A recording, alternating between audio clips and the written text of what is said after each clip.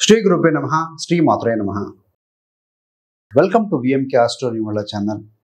October 2024 మీనరాశి మాస ఫలాలు ఏ విధంగా ఉండబోతున్నాయో చూద్దామండి. మీనరాశికి అధిపతి గురుగ్రహం.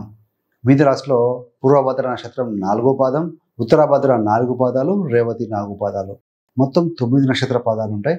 వీరందరికీ కూడా మనం చెప్పుకోబెట్టిన గోచార మాస ఫలాలు వర్తిస్తాయండి. గోచారం అంటే గ్రహచారం.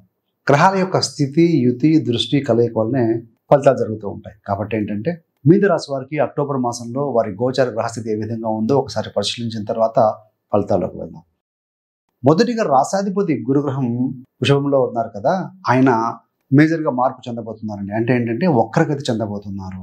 9 అక్టోబర్ 2024 నుండి ఫిబ్రవరి 4, 2025 వరకు, అంటే దాదాపుగా 119 రోజుల పాటుగా, రమారమి 4 నెలల పాటుగా వక్రీకరించబోతున్నారు.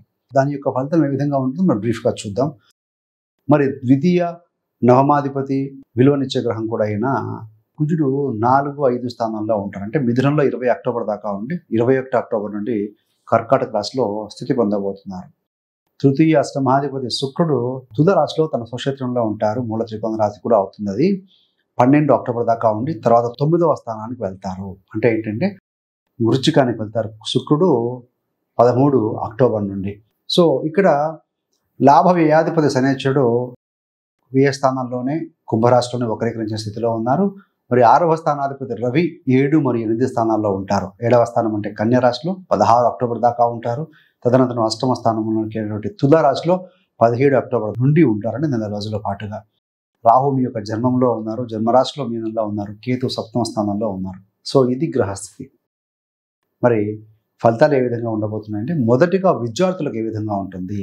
విద్యార్థులు చక్కగా రాణిస్తారు, ఇబ్బంది లేదు. కాకపోతే ఏంటంటే ఈ యొక్క కుజస్థితి, ద్వితీయ నవమాధిపతి కుజుడు 21వ తారీఖు నుండి 5వ స్థానంలోకి వస్తున్నాడు. మీలో కాంపిటేటివ్నెస్ పెరుగుతుంది, కానీ సమయపాలన కావచ్చు, ప్లాన్ ఆఫ్ యాక్షన్ కొంచెం ల్యాకింగ్గా ఉండే అవకాశం ఉంది. సో అది మీరు సెట్ చేసుకోగలిగితే మాత్రం అల్టిమేట్గా విజయం మీదే. కాంపిటేటివ్ ఎగ్జామ్స్ రాసే విద్యార్థులకు పర్వాలేదుగా అన్నట్టుగా ఉంది, ఎక్సలెంట్గా ఉందని చెప్పడానికి లేదండి. So you have to focus. ప్రేమ పంచమ స్థానం.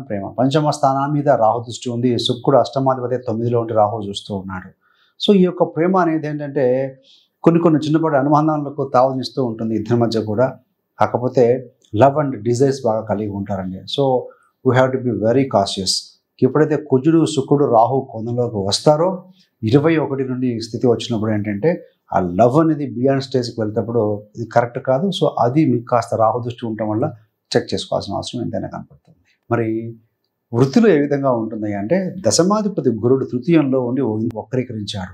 వక్రీకరించిన ఒక గ్రహము అంటే నేను ఒక ప్రయాణ నిమిత్తం, ఒక షూటింగ్ నిమిత్తం వెళ్తున్నాను అర్జెంటుగా, షెడ్యూల్ కెమెరా మర్చిపోయాను, ఆగి మళ్ళీ వెనక్కి తీసుకుని వెళ్ళాను. నా ఫోకస్ అంతా అక్కడ ఆగిన ప్రాంతం మీద ఉండదు, వెనక్కి వెళ్ళిన దాని మీద ఉంటుంది. అంటే షార్ట్ పీరియడ్ వెనక్కి వెళ్ళి, అంటే 4 నెలల పాటు వెనక్కి వెళ్ళి మళ్ళీ ముందుకు వస్తాడు.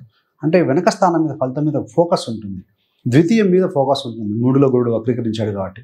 సో ఆ ఫోకస్ అక్కడ నుండి గురుడు దృష్టి ఉంటుంది కాబట్టి 6వ స్థానం, 8వ స్థానం, 10 స్థానాల మీద దృష్టి పెడతారు. కాబట్టి ముఖ్యంగా ఏంటంటే వృత్తి లేని వారికి ఉద్యోగం దొరుకుతుంది. గతంలో మీరు ఏదైనా వృత్తిలో మర్చిపోయిన విషయాలు ఏమన్నా ఇన్కంప్లీట్గా ఉంటే అది సమయంలో మీ యొక్క నైబర్స్, కొలీగ్స్, సీనియర్స్ ఒక సహకారంతో కంప్లీట్ చేస్తారు. గతంలో ఏదైనా మంచి అవకాశం తలుపు తట్టినా అప్పుడు రిజెక్ట్ చేసినవి ఏమైనా ఉంటే కూడా మళ్ళీ మీకు అవి తారసపడే అవకాశం కూడా ఉంది. కాబట్టి చెక్ చేసుకుని బాగా ఉంటే కనుక యూ కెన్ గో అహెడ్ అండి, ఇబ్బంది లేదు. ఉద్యోగులకు కొంతమంది మార్పు చేర్పు కూడా ఉండే అవకాశం ఉంది. ఎందుకంటే 10వ అధిపతి 3లో ఉండి ఇంతకాలం 9 చూశాడు. కుజుడు కూడా 7వ దృష్టి చూస్తూ ఉంటారు. కుజుడు ఎవరయ్యా అని 9వ స్థానం. సో ఒకవేళ కనుక మంచి మార్పు వస్తే యాక్సెప్ట్ చేయండి. గోచార ఫలితాలు అయితే బాగానే ఉంటుంది, డెవలప్మెంట్కి దారితీసే విధంగానే ఉంటుందని చెప్పవచ్చండి. మరి వ్యాపారంలో ఏ విధంగా ఉంటుందంటే సప్తమాధిపతి బుధుడు స్వస్థానంలోనే ఉన్నాడు. 9వ తారీఖు అక్టోబర్ వరకు పర్వాలేదండి. ఎప్పుడైతే 9 తర్వాత బుధుడు అష్టమానికి వెళ్ళి రవి అక్కడే ఉండి అంటే కేతుకు ఇతితో ఉండటం వల్ల ఏంటంటే 10వ తారీఖు నుండి నెలాఖరు వరకు కూడా వ్యాపారంలో ఇబ్బందులు, వ్యాపార భాగస్వామితో గొడవలు, క్లయింట్స్తో కూడా కొంతమందితో ఏదైనా చిన్న మాట పట్టింపులు రావడం ఉండే అవకాశం ఉంది. కాబట్టి so you have to be very cautious. ఎందుకంటే ఒక క్లయింట్ని సంపాదించుకోవడం అంటే చాలా కష్టం. సో ఆ నమ్మకము, ఆ ఇంటిమేసీ అనేది వచ్చిన తర్వాత చిన్న ఒక మాట ఏదైనా వస్తే అంటే కనుక అదంతా గతంలో జరిగిన మంచి అంతా కూడా కోల్పోతారండి. సో జనాలు చాలామంది ఏంటంటే ఎక్కువగా నోటి మార్పు చేసే గాయం కావచ్చు, చేతి చేసే సహాయం గుర్తుపెట్టుకుంటారండి. సో ఆపన్న హస్తం ఇవ్వాలే కానీ మాటతోటి మనం డిస్కనెక్ట్ చేసుకుంటే ఎంత సహాయం చేసినా వృధానే. సో అది చెక్ చేసుకుంటే సరిపోతుంది. సో మరి దాంపత్య జీవితంలో ఏ విధంగా ఉంటుందంటే 7వ స్థానాధిపతి బుధుడు 7లోనే ఉన్నారు, పర్వాలేదు. ఇక్కడ 6వ స్థానాధిపతి కూడా రవి ఉన్నారు కాబట్టి జీవిత భాగస్వామికి ఏదైనా అనారోగ్య సమస్యలు ఏదైనా కాస్త ఇబ్బంది పెట్టే అవకాశం. అలా కాని పక్షంలో ఏదైనా వైవాహిక జీవితంలో కనుక గొడవలు ఉంటే కాస్త తారాస్థాయికి వెళ్ళి డిటాచ్ అవుదామా అన్న ఆలోచనలో కొంచెం ఇద్దరి మధ్య కూడా వచ్చే అవకాశం ఉంది. కాబట్టి సో మీ పరిస్థితుల దృష్ట్యా మీరు చెక్ చేసుకోవాల్సిన అవసరం ఉంది. ఇవన్నీ గోచార ఫలితాలు. గోచారంలో 30 to 40% వరకు కూడా జరుగుతాయి. మిగతా విషయాల్ని జరుగుతాయా జరగవా అని చూడాలంటే మీ యొక్క జన్మజాతక చక్రం కూడా చెక్ చేసుకోండి. జరుగుతున్న దశలు అందజలంగా అద్భుతంగా ఉంటే సో ఇవన్నీ కూడా పెద్ద మేజర్గా ఏమి ఇంపాక్ట్ అయితే చూపించే అవకాశం లేదండి. సంతాన సంబంధమైన విషయాన్ని చూస్తే సంతాన సంబంధమైన విషయంలో పర్వాలేదు అన్నట్టుగానే ఉంది. మేజర్గా మనకి ఇంపాక్ట్ పంచమ స్థానం మీద దుష్టగ్రహాల ప్రభావం ఏమీ లేదు, బాగానే ఉంది. 9వ స్థానం పంచమాత్ పంచమం నవమ స్థానాధిపతి కుజుడు కూడా 4 నుండి 5కి వస్తాడు. కొంచెం మీ యొక్క సంతానం ఎడ్యుకేషన్ విషయంలో 21 నుండి కొంత ఫోకస్ చేయాలి, వాడు డిస్టర్బ్ అయ్యే అవకాశం ఉంది. కాబట్టి మరి అష్టమాధిపతి 9కి వస్తున్నాడు కాబట్టి ఫాదర్ హెల్త్ విషయంలో కూడా కొంత జాగ్రత్త తీసుకోండి. ఈవెన్ 4వ స్థానాధిపతి బుధుడు కూడా మనకు ఏంటంటే 10 నుంచి అష్టమానికి వెళ్తున్నాడు. అష్టమాధిపతి శుక్రుడు 9కి వెళ్తూ ఉన్నాడు, రాహుతో చూడబడుతూ ఉన్నారు. కాబట్టి ఏదో మదర్ ఫాదర్కి కొంచెం చిన్న హెల్త్ సమస్యలు కాబట్టి చిన్నపాటి థ్రెట్ ఏదో కనపడుతూ ఉంది గోచారరీత్యా. కాబట్టి సో వాళ్ళకి ఏదైనా బాగలేదంటే వెంటనే చెకప్ చేసుకోవడం, డాక్టర్ని సంపాదించడం, ఇలాంటి చిన్న మనం పనులైతే చేయాల్సిన అవసరం కనపడుతూ ఉంది. ఇన్వెస్ట్మెంట్ విషయంలో ఏంటంటే పంచం అంటే షార్ట్ ట్రేడింగ్, ఆలోచన మైండ్తో చేసే పనులు అండి. పంచంలో కుజుడు వస్తాడు, రాహుతో చూడబడతాడు, ఫ్లక్చుయేషన్స్ వాలటిలిటీ బాగా ఉంటుంది. కాబట్టి 3వ వారం తర్వాత 21 తర్వాత 10 రోజుల పాటుగా షార్ట్ ట్రేడింగ్ చేయడం కరెక్ట్ కాదు. సో చెక్ చేసుకోవాల్సిన అవసరం ఎంతైనా కనపడుతుంది. ఎదుటి వారికి ఏదైనా డబ్బులు ఇచ్చే విషయంలో కావచ్చు, షూరిటీ విషయంలో కూడా కొంత జాగ్రత్తగా ఉండాలి. మరి ఫ్యామిలీ హ్యాపీనెస్ 4వ స్థానాధిపతి బుధుడు అష్టంలో ఉన్నాడు కాబట్టి ఏంటంటే సడన్గా గృహ మార్పు చేయాల్సి రావడం లాంటి సంఘటనలు కనపడుతున్నాయి. సో 4వ స్థానంలో కుజుడు ఉన్నాడు కాబట్టి ఏదైనా భూములుగా ప్రాపర్టీ కొనటం అమ్మటం విషయంలో కూడా కొంత జాగ్రత్తగా మీరు కనుక చెక్ చేసుకొని ముందుకు వెళ్తేనే మంచిది. తృతీయాధిపతి అష్టంలో ఉంటున్నారు 12వ వరకు కూడా. కాబట్టి ఏంటంటే సో మీరు ఏదైనా కొంత విలువైన వస్తువులు జారవించుకునే అవకాశం ఉంది. కాబట్టి సో 12వ తారీఖు వరకు కూడా ఏదైనా ఎలక్ట్రానిక్ గ్యాడ్జెట్స్, ఏదైనా సుగంధ ద్రవ్యాలు కావచ్చు, మంచి ఫ్యాషన్ అంటే కాస్ట్లీ ఐటమ్ ఏదైనా ఉంటే కొంత జాగ్రత్తగా ఉండండి. నైబర్స్ కొలీగ్స్ విషయంలో కూడా కొంత ఏమరపాటుగా ఉండకుండా కొంత జాగ్రత్తగా ఉండండి. వారితో వ్యవహారం చేసేటప్పుడు కూడా కొంత స్మూత్గా డీల్ చేయాలండి. కాకపోతే కొలీగ్స్ నైబర్స్ విషయంలో మళ్ళీ సెట్ అవుతాయి పరిస్థితులు. గురుడు వక్రీకరించి మీ ద్వితీయ స్థానాన్ని చూస్తూ 2, 6, 10 సంబంధం వచ్చింది కాబట్టి సో ఏది ఉన్నా కూడా మళ్ళీ సెట్ చేసుకుంటారని చెప్పవచ్చు.